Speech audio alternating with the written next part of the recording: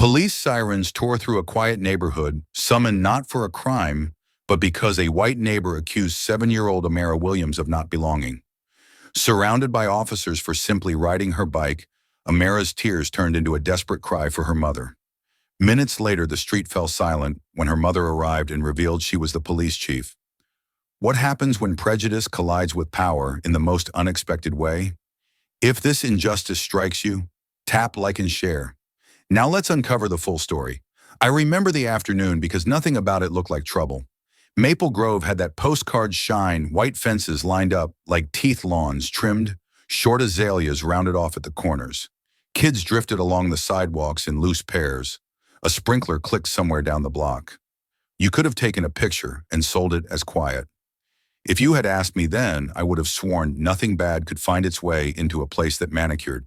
I was out front coiling a hose when I heard the small ring of a bicycle bell and a laugh that bounced off the pavement. That's how I first noticed her Amara Williams' tiny frame brown skin, warm in the sun legs, pumping at the pedals of a pink bike with streamers that flashed when she turned. In the basket, a stuffed unicorn sat upright, its stitched smile permanent, its fur gone fuzzy the way favorite toys do. She had the careful confidence of a kid who knows the rules: stay near the curb. Watch the driveways, say excuse me to anyone blocking the path. Every few yards she'd brake just to look, to point, to let the afternoon pour over her like water. Her laugh wasn't loud, just honest. It startled a robin out of a lilac bush and made me smile without thinking. That's the thing about a child's laugh: you either hear it for what it is, or you turn it into something it never meant to be. Behind a second-floor window across the street, a sliver of movement caught my eye. The curtains in the Miller house shifted, then stilled. I knew that window. Everyone did. Catherine Miller watched the block the way a night guard stares at a monitor, waiting for the frame to glitch. She used to work at a bank. It closed her branch and told her to reapply elsewhere, which is corporate for good luck. Her husband left the year after. Since then, her life narrowed to smaller and smaller circles, until the only thing she could manage was this patrol, the quiet, and call it purpose. Don't get me wrong, every street needs someone who knows where the potholes are, who brings packages inside when it rains.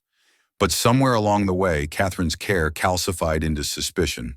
She kept a little notebook by the microwave and wrote down who left at what time, who parked slightly over a line, who had visitors after 9. She called it keeping Maple Grove safe. Most of us called it something else when the door was closed. Amara rolled to a gentle stop near the bank of mailboxes, the way kids do when something small and shiny tugs at their attention.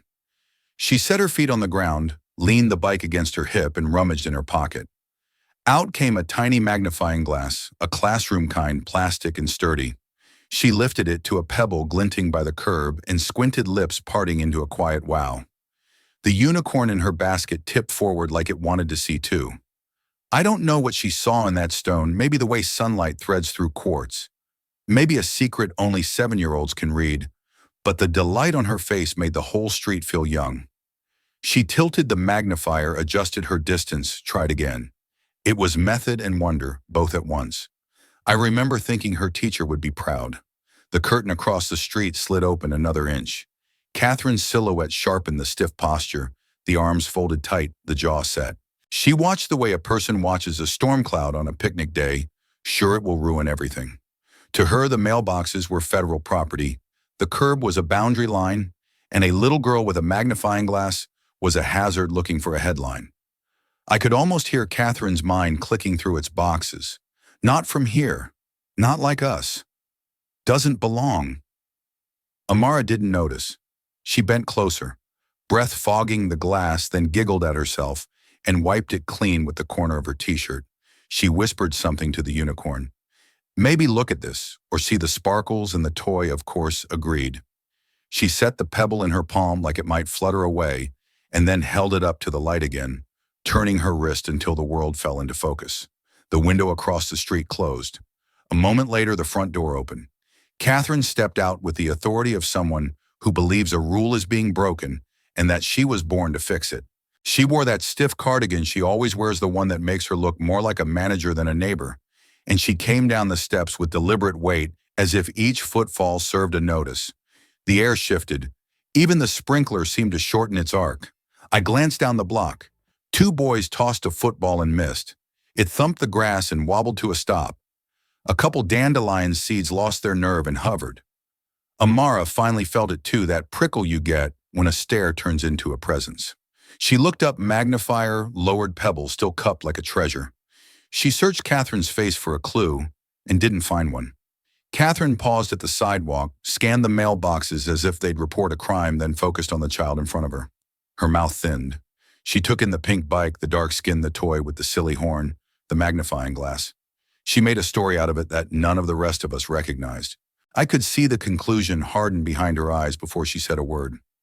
"She doesn't belong here," Catherine muttered, low enough to sound private, loud enough to feel public. It wasn't a question. It was a sentence. Amara shifted her feet but didn't run. She did what good kids do when an adult approaches. She waited, polite, confused, hopeful that whatever this was could be solved by good manners. She lifted the pebble a little, as if to show it had nothing dangerous to declare. Her unicorn bobbed in the basket, ridiculous and brave. Catherine's steps picked up. Heavy, certain. You could hear the heel strike in the rhythm of a verdict. The space between them closed to a handful of yards, then a few feet. I felt my body move before my mind did a half step off my lawn, the hose still looped in my hand like a green rope. I wasn't sure what I planned to do, only that the next 5 seconds mattered. Across the street, a wind chime clinked 3 notes and fell quiet. Catherine stopped 1 pace from the little bike. Her shadow stretched over Amara's shoes. For a heartbeat, no one breathed. Then Catherine's voice cut the calm in 2. "Hey, you," she shouted, sharp enough to scrape paint. "What are you doing here?" Just before that shout cracked the air, there was a quieter moment I can't forget. Amara had coasted to a stop by the mailboxes, let her pink bike settle against her hip, and leaned over the curb like a scientist at a dig site. A fleck of light winked up from the gutter, one small glittering stone catching the sun just right. She pinched it carefully, the way kids hold ladybugs, then fished a tiny magnifying glass from her pocket. That lens wasn't a toy store trinket. You could tell it meant something to her from the care in her hands. Later I learned it was a gift from her teacher on the first day of school. In that instant, it felt like a key, small, sturdy, meant to unlock wonder. Amara lifted it to the pebble and peered through her brow, nodded in the best way, focused, patient, delighted.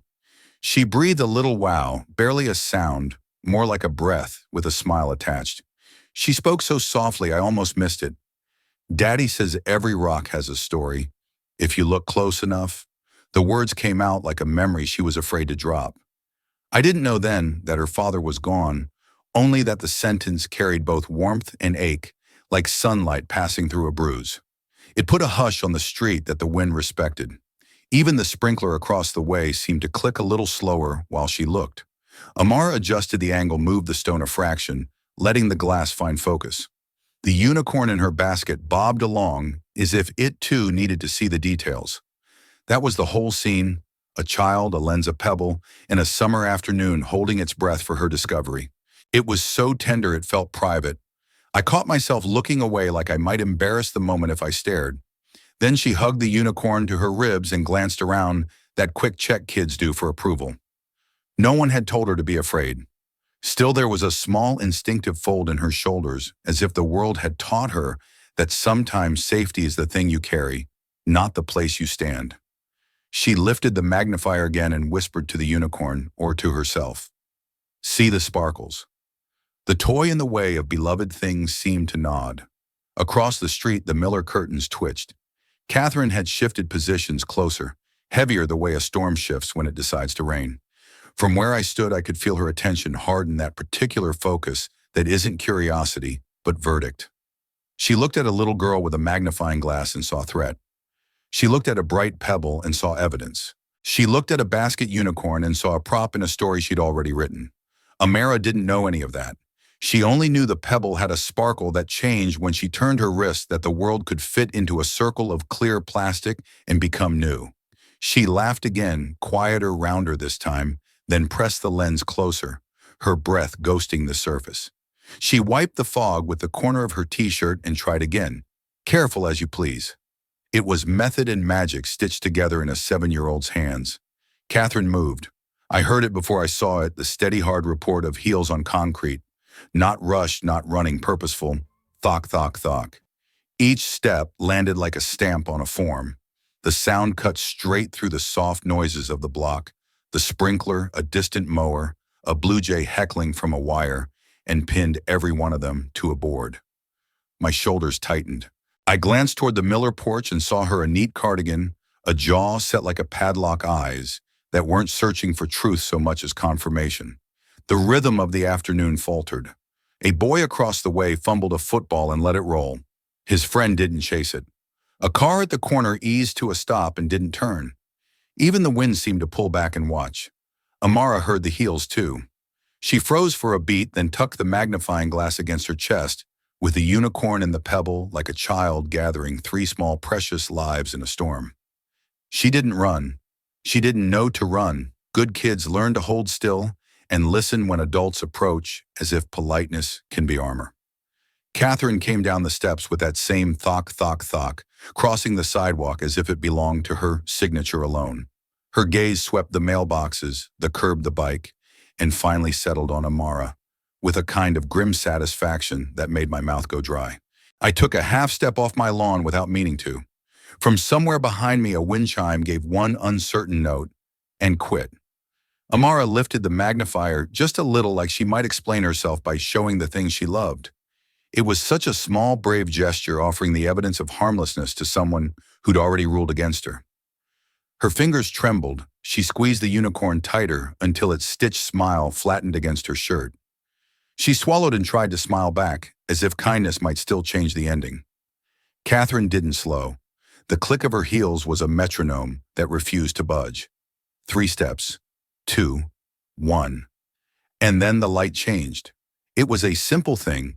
The sun was the same, the sky the same.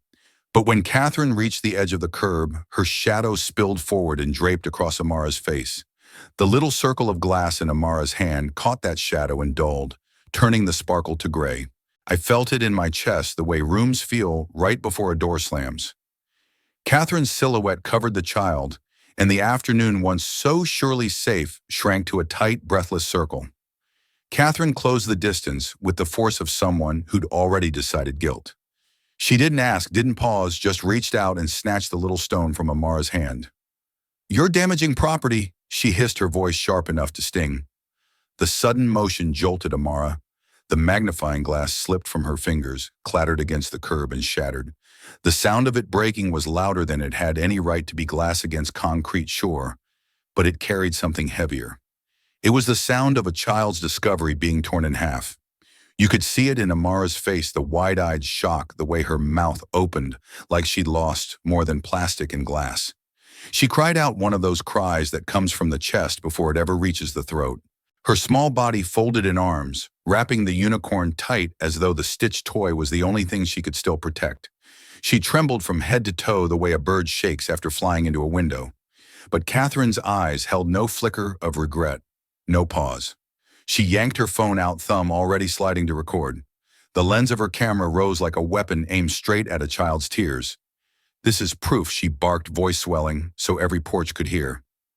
"This girl is suspicious. She doesn't belong in Maple Grove." Her words landed like stones on the quiet street. Proof suspicious doesn't belong. Each one dropped a weight on a 7-year-old's shoulders. Amara sobbed harder, clutching Star against her chest as though she might disappear into the toy's faded fur. Behind Catherine's fury sat years of bitterness that neighbors only whispered about. She'd once had the trappings of a tidy life job at the bank, a marriage that looked solid enough. Then came the layoffs, the closed doors, the papers on the kitchen table signed with finality. Each loss hardened her. Each silence from people who moved on without her carved out another sharp edge. By the time her hair streaked silver and her house grew too quiet, she had nothing left to control but the 4 corners of her street. And so she made herself its sentinel. Every stranger was a trespasser. Every slip in routine was danger. And now every innocent act by a child was evidence of some threat only she could see. Catherine's phone stayed steady as she panned from the mailboxes to the sobbing child. Her voice rose shrill and certain. "I will show everyone the truth." It didn't matter that the truth was a little girl with a broken toy and a pebble in her hand. To Catherine, it was all theater, and she had cast herself as the protector of Maple Grove. Amara's shoulders shook with each sob. Her lips quivered around words that barely made it out, words that punched through the noise. "I want my mommy," she whispered, broken and trembling. The words cut the air cleaner than any shout. For a moment, even Catherine's camera froze, capturing the desperate plea of a child who couldn't understand why her world had turned cruel. And that was where the scene held teetering between innocence and accusation, between truth and the lie Catherine was ready to sell to anyone who'd listen. Rodriguez was the first to move. He'd been pulling weeds by the fence when Catherine's shouting tore through the quiet. Now he dropped his gloves and strode across the lawn, his face tight with anger and grief. He saw Amara crouch by the mailboxes, tears streaking her cheeks, clutching that unicorn as if it were life itself. The sight stopped him cold for half a second, then he pushed forward, voice rough with outrage. From the other side, Mei Chen appeared. She had been watering her roses, her sun hat tilted just so, when the scene unraveled in front of her. She set down her watering can with a clatter and crossed the yard, her steps quick, her expression torn between gentleness and fury. Her eyes softened as soon as they landed on Amara, but when she turned toward Catherine, there was steel behind them. "Enough," Rodriguez barked. "Catherine, it's just a child." "She's playing," Mei Chen added, crouching slightly as if to shield Amara with her own body. "You're making this into something it's not." But Catherine only grew louder, her voice pitched high enough to echo against the row of houses. "You don't understand. You people never understand. She's a threat, don't you see it?" Her words cracked through the air like whips, absurd and cruel. The little girl flinched at every syllable, shrinking back until her small body pressed against the row of mailboxes as though the metal could hide her. Mei Chen's heart broke at the sight. She knelt beside Amara, slow and deliberate, placing one steady hand on the girl's trembling shoulder. "It's okay, sweetheart," she whispered low enough to be just for her. "I'm here. You're safe." Amara's sobs came in hiccuped bursts, the kind that seize the chest and make it hard to breathe. She buried her face into Star, muffling her cries, while Mei Chen stroked her back with a steady rhythm, the universal language of comfort.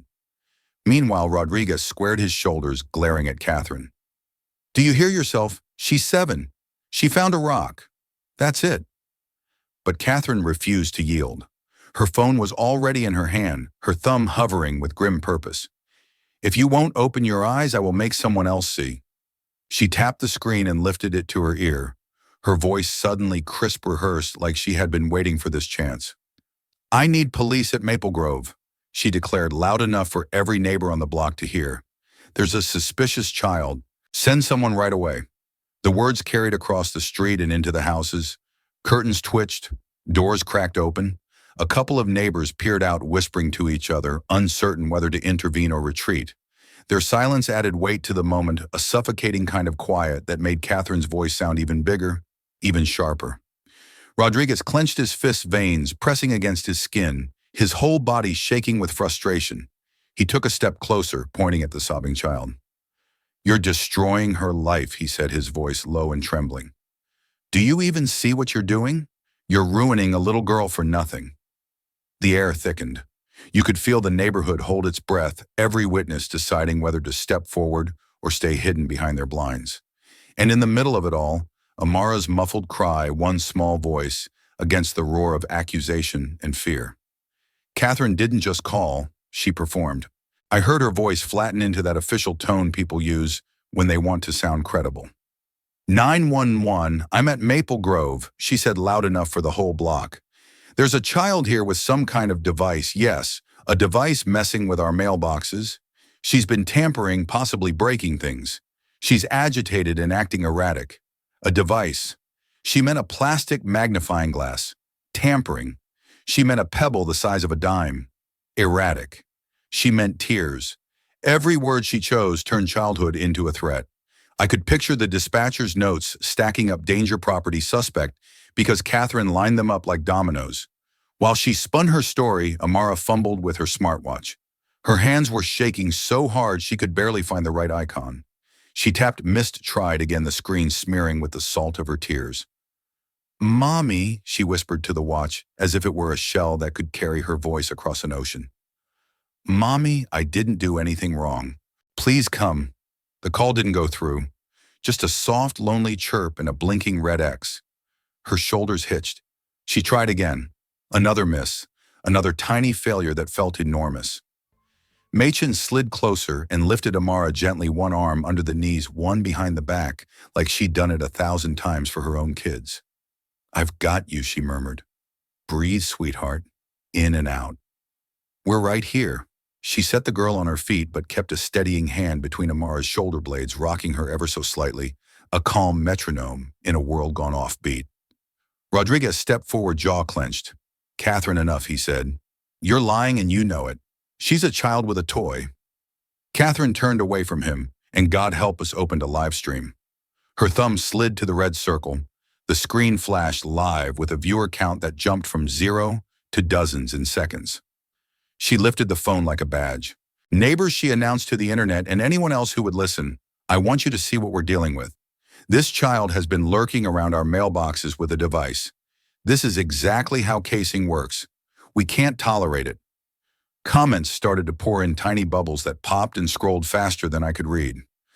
"Good job protecting your street. She's a kid, chill. Call the police now. Lady, that's a magnifying glass. Where are the parents?" The chorus split into two choirs, fear and reason, singing over each other in a feed that wanted drama more than truth. Catherine angled her phone to include the broken lens on the curb, the mailboxes, the child's tear-streaked face. Every frame was an accusation. Amara pressed her cheek into Star's faded fur and tried the watch again. "Mommy? Please." The little device beeped, hesitated, failed. She stared at it like it had betrayed her. Machen rubbed circles between her shoulder blades. "It's okay, baby. We'll get your mom. I promise." Rodriguez looked like a man standing on a bridge watching a slow crash below. "Turn it off," he said to Catherine, pointing at the phone. "You're making it worse. You're making her worse." Catherine didn't blink. "I'm making it clear," she snapped, never lowering the camera. "If you two won't see it, others will." She pivoted to frame Rodriguez and Mei Chen in the shot, as if their compassion were part of the menace. "Some neighbors are interfering," she narrated, feeding the stream the script it craved. Across the street, doors opened wider. A few people stepped onto porches and froze at the sight of the camera, unsure whether joining meant helping or becoming content. The sun felt hotter without moving. The air got that tight, fizzy quality it gets right before a summer storm breaks pressure with no rain. "Listen," Rodriguez said, softer now, trying a different door. "You can't take back a call like that. You know what happens when squad cars roll up. They don't come for a conversation. They come to handle things. And what if they handle this wrong?" Catherine shook her headphones steady. "If there's nothing to hide, there's nothing to fear." She recited the oldest line in the book of people who never fear the knock on their own door. Amara's breath came in quick, ragged bursts. Mei Chen crouched to meet her eyes. "Count with me," she said. 1, 2, 3. She breathed slow, deep, deliberate. Amara tried to match it, wobbled, tried again. The unicorn's horn nudged her chin like a reminder.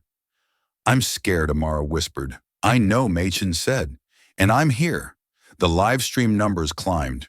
Someone typed, "Where are the cops?" And as if the street heard the cue, the first faint wail of a siren floated up from beyond the trees.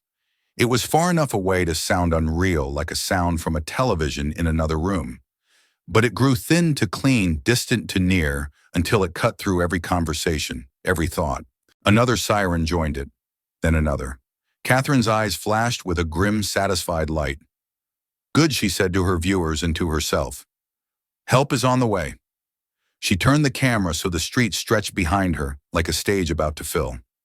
Rodriguez looked at me, at the neighbors on their steps, at the little girl still clutching a broken circle of plastic and a plush unicorn, and his expression said, "Everything.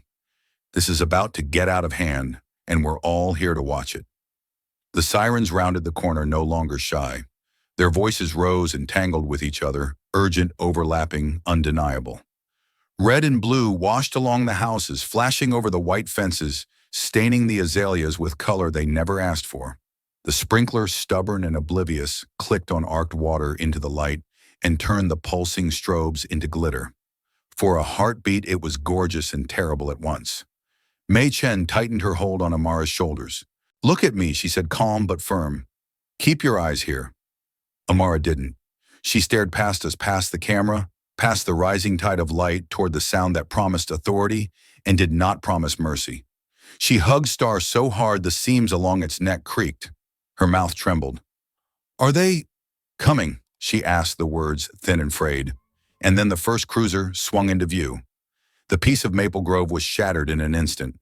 3 police cruisers screamed into the block sirens, splitting the air, red and blue lights flashing like jagged cuts across the perfect white fences. The lawns, the azaleas, the sprinklers, all of it suddenly looked wrong, as if the whole street had been dragged into someone else's nightmare. What had been an ordinary afternoon now felt like a stage for something dangerous. The cruisers braked hard tires, screeching doors slamming open. Officers spilled out fast hands on belts, eyes scanning for a threat they'd been told to expect. And at the center of it all was a little girl, hugging a stuffed unicorn, trembling so hard she looked like she might vanish. From the lead car came Sergeant Collins. Broad shoulders, clipped walk, eyes sharp and cold. He carried authority like a shield, the kind that could silence a crowd before he even spoke. "Who made the call?" His voice boomed down the block, no trace of softness, no space for questions. Catherine stepped forward before anyone else could breathe. She held up her phone like a badge, her live stream still running, red dot glowing in the corner of the screen. "I did," she declared, pointing straight at Amara. "It's her. I have proof." Her voice had that smug finality, like she was handing over a criminal wrapped in ribbon. Collins didn't hesitate. He strode straight to the child. He didn't look at Mei Chen, crouched protectively beside Amara, or at Rodriguez standing rigid with fury. His eyes were locked on the 7-year-old as if she were the only thing in the world that mattered and the only thing wrong with it. He loomed over her shadow, heavy on the ground. "Name?" he snapped. "What's your name?" Amara shrank back, her arms tightening around Star. Her lips moved, but fear tangled her voice into silence. Collins's tone sharpened. "Where do you live? Address? Now!" the girl stammered, voice breaking. She managed to push out a house number, but one digit slipped wrong. Panic swarmed her little face. She tried again, but the mistake stuck. Collins' straightened expression hard as granite. "She's lying." Those 2 words hit like a gavel. The neighbors stirred uneasy. A child had just tripped over her own fear, and a man with a gun and a badge had turned it into evidence.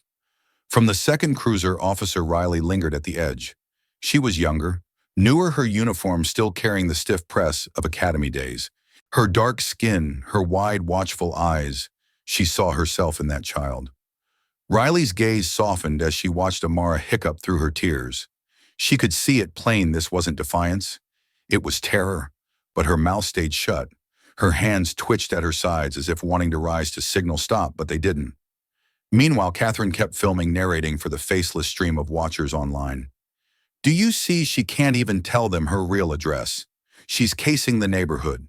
Just look at her pretending to be innocent. This is what I've been warning you about." Comments flooded in. Some cheered Catherine on. Others called her insane. But the chaos of voices on her phone only fueled her certainty.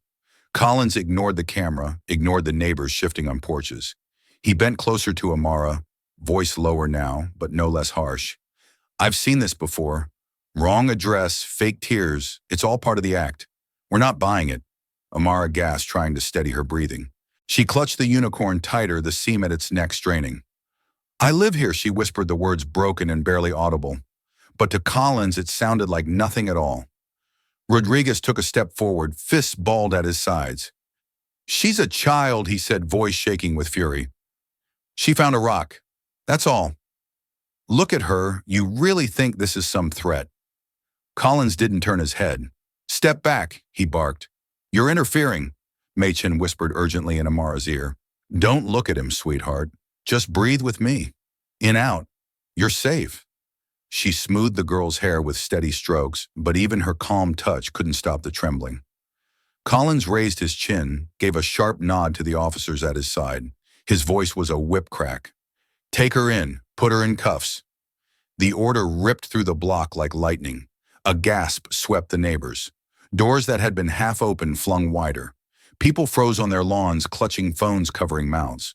The idea of handcuffs on a 7-year-old sent a shudder through everyone. Everyone except Catherine, who filmed with glee. Riley's eyes widened. Her breath caught. You could see the conflict burning across her face, training, pulling one way conscience the other. But still, she said nothing. Amara sobbed, body shaking, her voice crumbling into a single plea. I want my mommy. And that was when Rodriguez moved. He stepped forward fast, planting himself between the officers and the child. His chest heaved, his jaw locked. He looked like a man who knew he was about to pay a price but couldn't care less. His voice tore down the street, raw, fierce, unstoppable. Stop, you're wrong. All of you. She's just a child. The words echoed off the houses louder than the sirens, louder than Collins's commands, louder than Catherine's poisonous stream. And for one breathless moment, the whole neighborhood froze, caught between justice and injustice, waiting to see which would win. Step aside, Sergeant Collins barked, his voice ricocheting off the houses. You're interfering with police business. His hand hovered near his belt, his tone heavy with threat. But Rodriguez didn't budge. He stood firm in front of the little girl, fists, clenched chest rising and falling with a fire he couldn't hide. No, he said, steady and defiant. I've been here since the beginning. I saw everything. That child wasn't doing anything but picking up a rock. His voice carried the conviction of a man who refused to be silenced. Collins' eyes narrowed, his jaw grinding. Move! He snapped, each syllable bitten off sharp as glass. Rodriguez shook his head slowly, his voice low but powerful. Do your job the right way, Sergeant. She's a little girl and you know it. The officers behind Collins shifted uncomfortably, weight moving from foot to foot. The tension was thick enough to choke on. Everyone could feel it. This wasn't just about a child anymore. It was about power, pride, and who dared to question it. That's when Riley spoke. Her voice trembled, but it broke through like a crack of light. Sergeant, she said, hesitant at first, then louder. We're handling this wrong. She's clearly a child. Scared, confused, not dangerous. Collins's head snapped toward her, his glare like a blade. Quiet, he hissed. But Riley didn't look away. She swallowed hard and forced the words out. She's just a little girl. Collins's voice rose, laced with fury.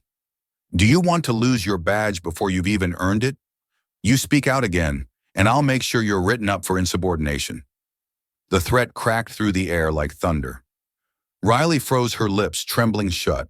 She looked at Amara, tears blurring her vision, then back at Collins, caught between conscience and command. Amara's sobs grew sharper, each breath a gasp. She pressed the unicorn tighter, her small fingers digging into the fabric until her knuckles whitened. Her wide eyes darted from the towering sergeant to the officers circling around, searching for mercy and finding none. She was caged, hemmed in by uniforms, radios, and cold authority. Machen stroked the girl's hair, whispering, Hold on, sweetheart. Just hold on. But her voice, soft and trembling, felt tiny against the roar of uniforms and accusation. Collins, fed up with hesitation, stepped forward. His boots struck the pavement with finality. He bent down, his shadow spilling over Amara like a storm. He reached out his hand, landing heavy on her small shoulder. Enough, he growled. She's coming with us. The air snapped tight. Neighbors gasped. Phones lifted higher. Catherine's live stream caught every angle, her commentary smug and breathless. They've got her, she told the invisible crowd. Finally. Amara flinched under Collins's grip, her face crumpling with panic. Her sobs collapsed into one desperate wail. I want my mommy. For a moment, even Collins paused, the plea so raw it cut through the chaos. But pride pushed him forward. He straightened, ready to give the order that would end it. Then Riley's phone buzzed. The sound was faint but sharp in the silence. She glanced down. A message lit up her screen, the letters bold, impossible to ignore. Chief Naomi Williams is en route. ETA 10 minutes. Riley's heart lurched. Her breath caught in her chest. The chief. And not just the chief, Naomi Williams. Amara's mother. The countdown had begun. 10 minutes until everything changed. Riley's grip tightened on her phone, her pulse pounding. She looked back at Collins, his hand still pressed on the shoulder of a terrified little girl, and she knew the clock was ticking. Miles away from Maple Grove, Chief Naomi Williams sat in a windowless council chamber, the kind that always smelled faintly of stale coffee and old carpet. She was in uniform, shoulders squared, her voice steady as she addressed the city council. The topic on the table was police reform, a battle she'd been fighting for over a year. Naomi leaned forward, emphasizing her point with calm conviction. Training must shift, she told the room. Bias awareness de-escalation community policing. These aren't luxuries. They're survival. If we don't change, innocent people pay the price. Her words hung in the air, powerful and unflinching. She believed them with every fiber of her being. But even as she spoke, the phone on the table buzzed. Once, twice, then again. She tried to ignore it, but the vibration crawled into her bones. With a small sigh, she slid the screen toward her. The message froze her. Naomi, get home now. Your daughter's in trouble. Her heart stopped for half a beat. Then it slammed back to life, pounding so hard she couldn't hear the rest of the council's chatter.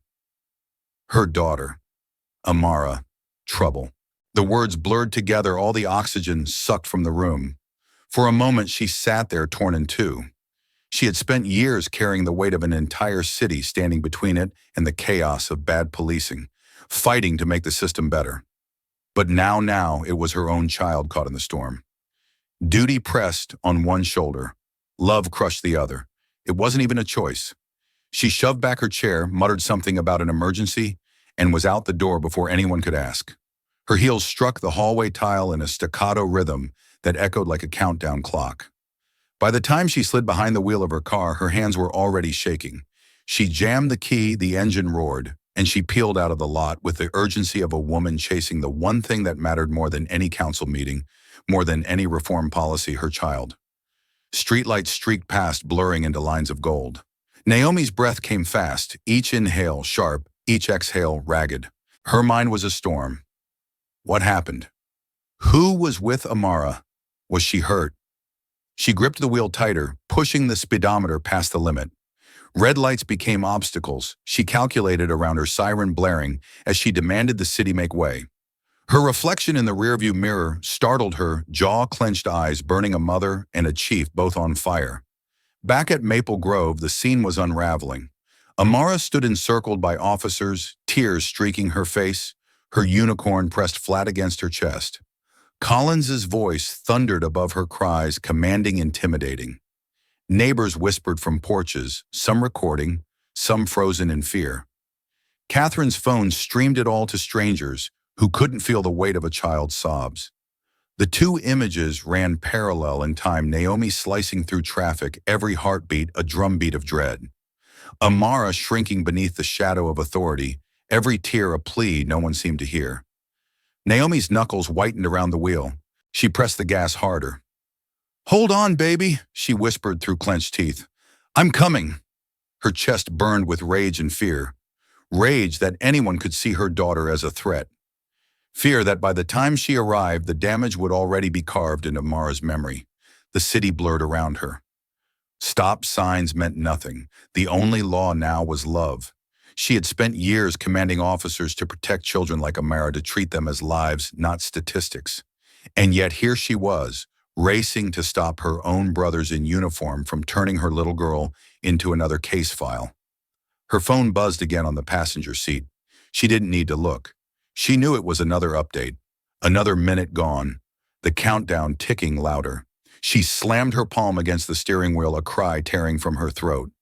If they lay a hand on her, she shouted into the empty car, "I will never forgive them. Not as their chief. Not as their sister in blue. Not as their mother." Her words hung heavy, swallowed by the roar of the engine. Back on Maple Grove, Collins' patience snapped. His voice cracked like a whip, harsh and final. "That's it," he barked. "Cuff her. Now." And in that moment, two worlds collided. One mother racing the clock, her heart in her throat. One child trapped in a circle of uniforms, her wrists about to be bound. The seconds stretched sharp as glass as destiny hurtled both of them toward the same corner of Maple Grove. I heard the tires before I saw the car rubber screaming against asphalt, a raw sound that made everyone on the block jerk toward the corner. Then a dark sedan fishtailed into view, straightened with a hard correction, and slammed to a stop behind the cruisers. The driver's door flew open. A woman in uniform stepped out like a storm breaking. She didn't walk. She cut through the air. "Get your hands off my daughter," her voice detonated down the street. "Let her go. Now." Everything paused. Collins's hand froze on Amara's shoulder. Riley's grip loosened on her radio.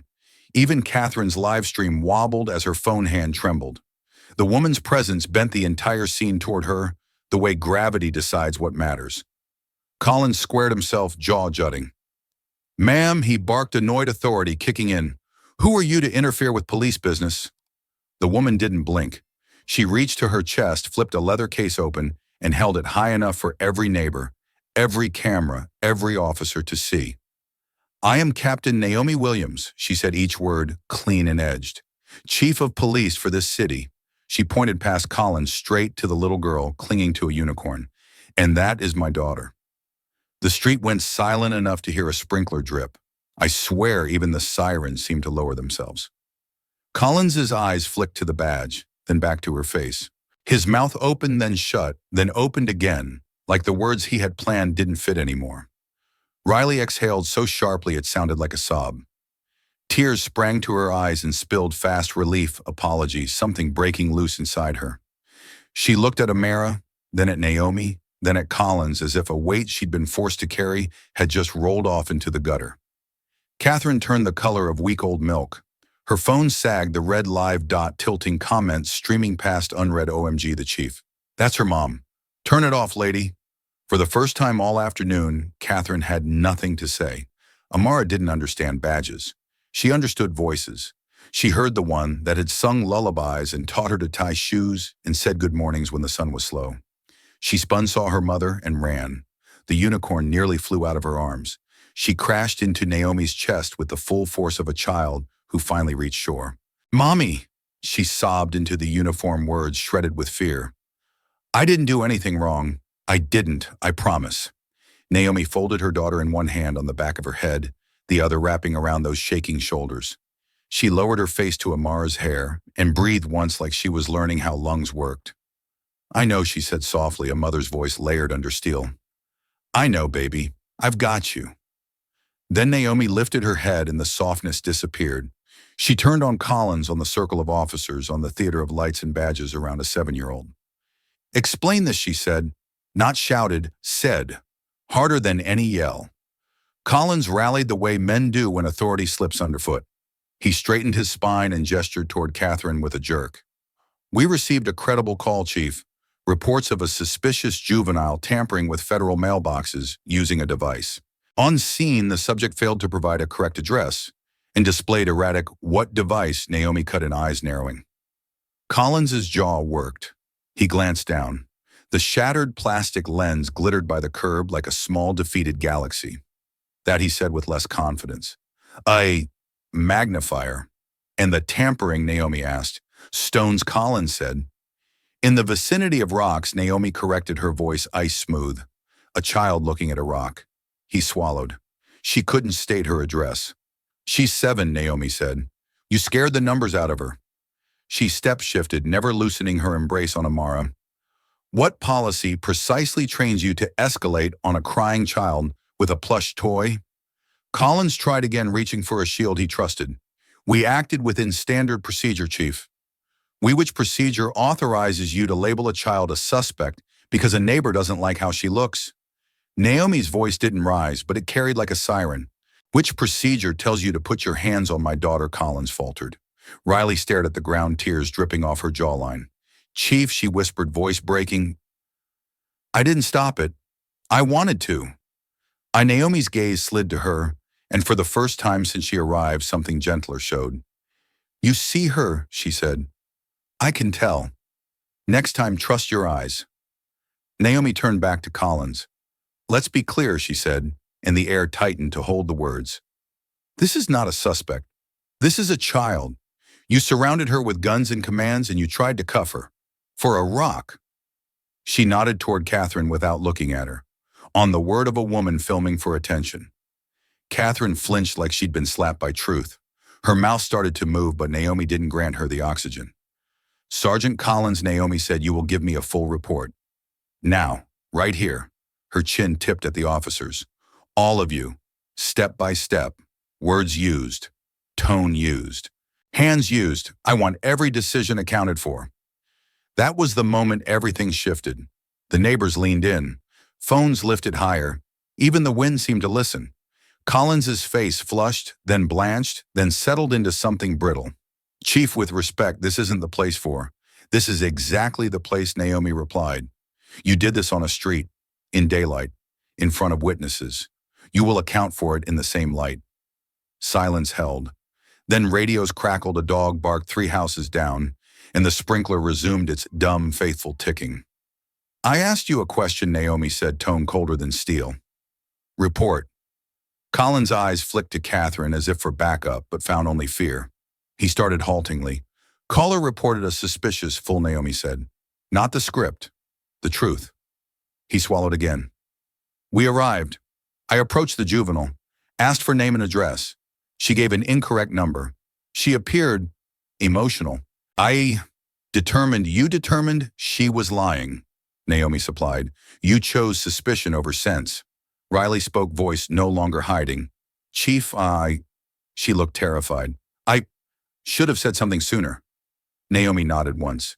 You will, she said, simple as air. Across the street, Mei-Chen dabbed her eyes and squeezed Rodriguez's arm. He stood as if he'd finally allowed himself to breathe. Some of the neighbors lowered their phones, shame creeping in, where spectacle had lived. Naomi shifted Amara in her arms, felt the tremor still rippling through that small body, and winced like each shake was a bruise on her own skin. Then she faced the circle again. This is what I train against, she said, half to them, half to the day. This is exactly the harm I stand in rooms and warn about, and you brought it to my daughter. Catherine made a small, strangled sound, maybe a protest, maybe a plea. It didn't matter. Naomi finally looked at her. The gaze wasn't fire, it was winter. You will also give a statement, Naomi said, on the record, about every word you chose to turn curiosity into crime. Catherine's lips trembled. Her phone hung slack at her side. The live feed kept running, swallowing her silence whole. Naomi breathed in, steadied herself, and gave the order that cracked the scene open. Report. All of it. Right here. For a beat, no one moved. Then from the edge of the crowd, Catherine's voice rose again, thin, desperate, the last refuge of a story that couldn't survive the truth. She doesn't belong here, she shouted, shaking. She never has. The street had barely caught its breath when Naomi gave her next order. Her voice didn't crack or waver. It was precise, heavy with authority. Officers, she said, pointing at Catherine, place her under arrest. Filing a false police report is a crime, and she did it live for the whole world to see. Gasps rippled through the crowd.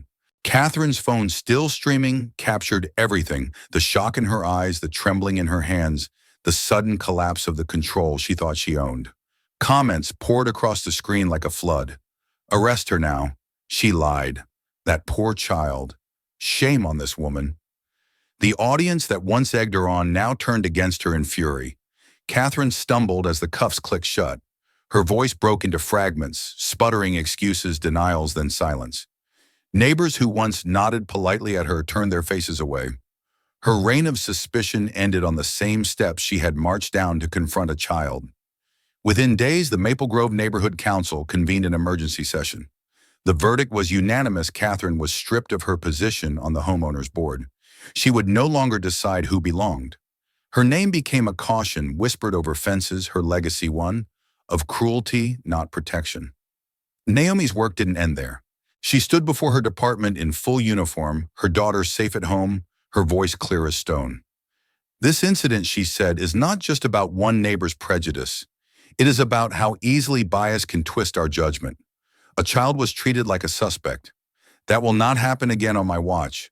She ordered mandatory retraining, implicit bias, de-escalation, the treatment of children in crisis. She knew lectures alone wouldn't fix it, but seeds planted in truth could grow into something better.